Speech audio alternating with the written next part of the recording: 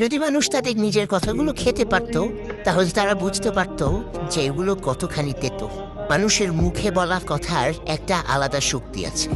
কখনো কখনো আমরা রাগে, অভিমানে বা অবহেলায় এমন কিছু বলে ফেলি যা শুনতে অন্যের জন্য খুব কষ্টকর হয়ে যায়, অথচ আমরা সেটা বোঝার চেষ্টা করি না কখনো। কিন্তু ভাবুন তো, যদি একদিন সত্যি আমাদের নিজের বলা কথাগুলো খেতে হতো, তাহলে কেমন লাগতো?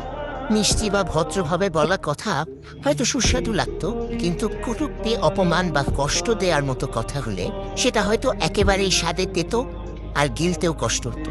তখনই হয়তো আমরা বুঝতাম আমাদের জিভ থেকে বের হওয়া প্রতিটা শব্দের কতটা ওজন আছে, আর তা অন্যের হৃদয়ে কেমন প্রভাব ফেলে।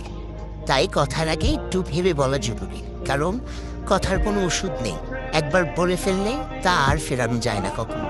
নিজের কথাই যদি একদিন নিজের কাছে তিতে হয়ে ওঠে, সেটাই হবে সবচেয়ে বড় অনুশোচনা।